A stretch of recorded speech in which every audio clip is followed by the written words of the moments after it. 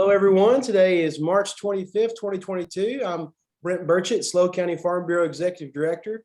We're here today with some great supporters of agriculture, our friends at Advanced Emissions, who are Farm Bureau members and have worked with farmers and ranchers and many other companies in California for several years. And we have some really timely information today. And with that, we'll turn it over to our speakers. Let them introduce themselves. This is Bob Gaffney. I'm with Advanced Emission, and I'm an emissions consultant and have been since 2007. And our company, we also do diesel particulate filter installations. And I'm here with Stephen Davis. He's our former operations manager, and he does market development at the present time. So thank you.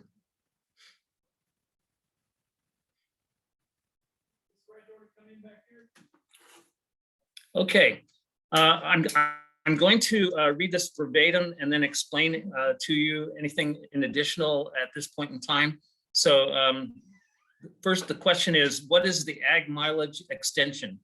Ag vehicles that clock in less than 10,000 miles per year without exceeding the prior mileage threshold may continue to use the agricultural mileage extension. And the end of the ag extension, by the way, is December 31st of 2022. So everyone that's on the ag extension right now will have to convert over to low use if they want to keep that particular truck. So next year on December 31st, 2022, all 2009 and earlier engine diesel trucks will have to retire out their trucks and replace them with a 2010 engine or newer truck that meets the emission requirements of the California Air Resources Board mandate. The one exception to this is for ag companies who have been compliant with CARB from day one on the ag extension all the way through the time they either retire it out or put a retrofit on it by utilizing the ag extension in what CARB calls the NOx Exempt area of the state. So San Luis Obispo County is one of those counties that is in the NOx Exempt area. Next slide, please.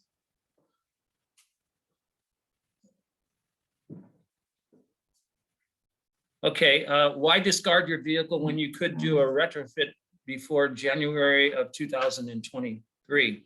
So in the Central Coast, northern non-exempt counties, when you operate under the ag extension, you could take advantage of a special allowance for retrofits until January 1st of 2023. I might point out, though, that at this point in time, you need to plan out at least 4 months ahead of putting a retrofit on. There's much to it. We have to do data logging the truck, and it's best not to wait, because if you wait till, let's say, October or November, it will be too late. So here's some of the NOx exempt counties. There's Monterey County, as you can see, San Benito, San Luis Obispo, Santa Barbara, and Santa Cruz, and then about a dozen or so up in the northern part of California, and one in eastern Kern County. So next slide, please. What vehicles qualify for the ag mileage extension? According to the CARB manager of on-road compliance section for the truck and bus, anytime a vehicle is currently using the ag extension, they can install a PM filter and transition into NOx with a filter. So I might add that it doesn't pertain to, let's say, strict engineers. We can go back in time with our supplier, and even in the 1980s, we've done some what's called a plug-in retrofit. Even to like maybe the 1980s. So we can do it all. Doesn't have to be a current engine or a slightly older one. So next slide, please. So here's a few examples of the process. I have a vehicle I'm currently using ag for in 2021. I am worried that I will go over the miles next year. So I install a PM filter in a couple of months, label the vehicle as NOx by the end of the year, and claim NOx with a PM filter in January. So I'll talk later about how to deal with your trucker's account later on in our conversation. Okay, next slide, please. Example 2, I'm going to use ag right up until 2023. I must have the vehicle labeled as NOx and a PM filter installed by 1/1/2023. Then I must report in January of 2023 to claim NOx with a PM filter. Okay, next slide, please. You can't, okay, it says, if you are using the ag mileage extension and went over the mileage limit, can you get into NOx with a filter next year if you get a PM filter this year? You cannot do this. So the main thing with the ag extension and you're thinking about putting a filter on is that you've got to keep it under 10,000 miles per year. And then if you've year after year met that criteria, then you can put a filter on that year. So you don't have to wait. You can go ahead and just put the filter on, and then in January of the following year, you're going to be putting it into your trucker's account. So when a vehicle violates the eligibility, I'm sorry, okay, I was going to add on to there. Okay, when a vehicle violates the eligibility criteria for a flexibility option, they can no longer use any flex option in the regulation and must meet the replacement requirements. And by that, they mean that you haven't met compliance. And so then you're just going to have to get a 2010 or newer truck at that point. Next slide, please. If you are using the ag mileage extension and want to transition into NOx with a filter in January of 2023, when does the PM filter need to be installed? So the filter must be on the vehicle by January 1 of 2023 so that you can report to use the NOx option in January of 2023.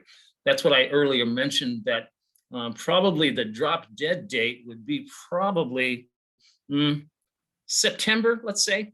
You know, we could still do a filter, but anybody who's wanting to do one, I would say September would be about the longest period of time to put a filter on it.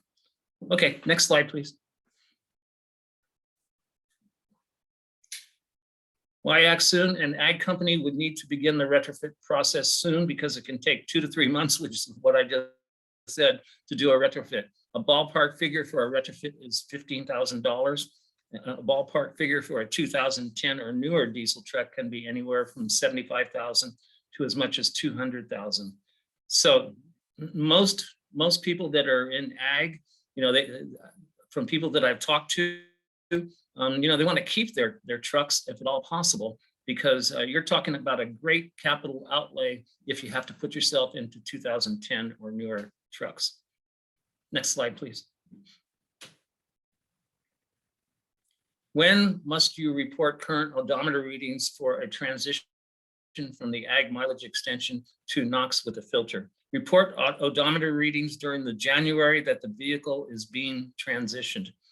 So every year, those people that are in ag extension, they have to report their odometer readings at the end of the year, and then it goes into their trucker's account, and then that way they keep their ag extension current. Next slide, please. What other rules govern transitioning from the ag mileage extension to NOx with a filter? The changeover must follow from 1 year to the next, and you cannot skip a year. In other words, you cannot transition from 2021 ag to 2023 NOx with a filter. So I've run into with clients where they forgot to put, let's say their last year was 2021 that they reported, and they missed that January. So they couldn't put the 2022 readings in. That's where I get involved with CARB as a consultant and try to get them current in 2022 ag extension. And then once it's compliant and CARB approves it, then you can go ahead and put a filter on it at that point. Next slide, please. We can travel to you with our mobile service truck. We've already completed filters in Lake County, and we've done quite a few in Monterey County. and a few in San Luis Obispo County too. So we can travel to you. You don't have to come all the way to Fresno to do the for us to do the installation. Next slide, please. So don't replace it, clean it. Just as an aside, when you put a filter on, you need to do what's called Dpf cleaning of that center core of the filter. And with retrofits, it should be done every year. So our company is prepared to go to any part of the state of California to clean DPFs. And that's really an important thing, because if you don't clean them and they get too filled with soot, then that filter is going to be a real problem, and you could end up having to put a brand new filter in it if you don't take care of it. So anyway, next slide, please. Okay, we can help to clear any confusion. Our in-house emissions consultant, Bob Gaffney, me, is in touch with CARB to clear up the confusion surrounding the ag mileage extension.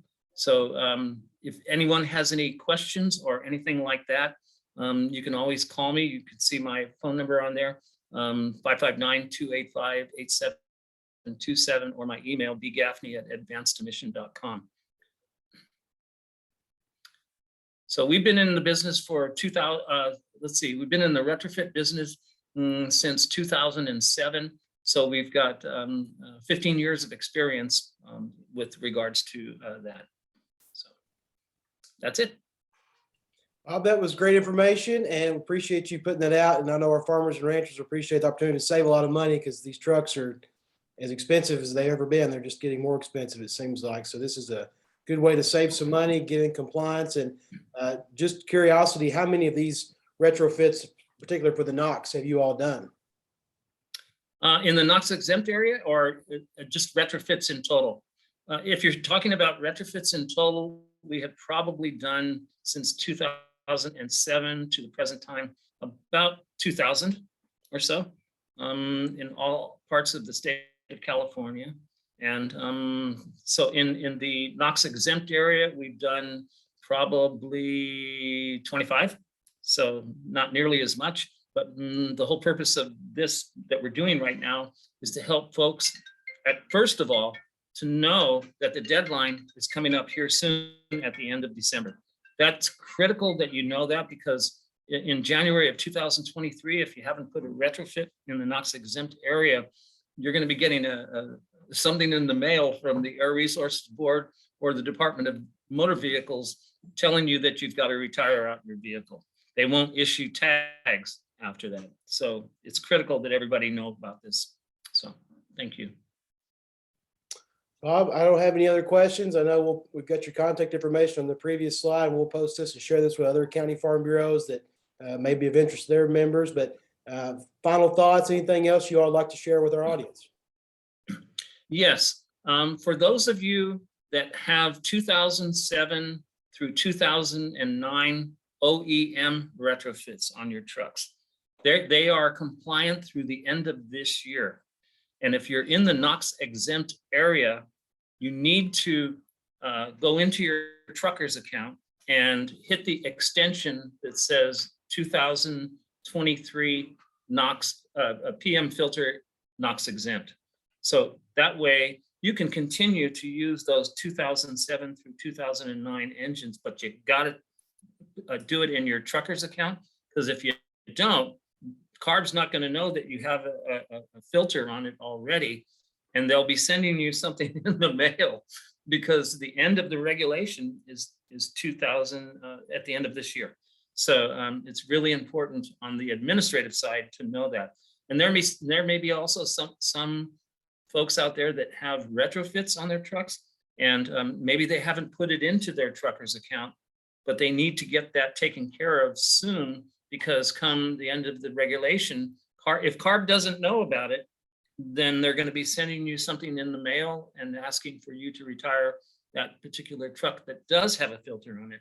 So if anybody has any questions, you can always call me or email me. I will be happy to help you in any way possible. That's it. Bob, we know that compliance is easier on the front end than it is after the fact. And so yes, most definitely. Yeah. Deal with the Air Resources Board. Bob Gaffney, Advanced Emissions, proud supporter of agriculture. Bob, we thank you for taking time. We know this is y'all's business, but you also want to make sure people are compliant, make it as easy as possible to get folks back on the road and stay out of CARB's bad side, I guess, let's say. All right. Thank you, Brent. Thank you very much. We enjoyed it. Take care. All right. Thank you. Have a good day. Bye-bye.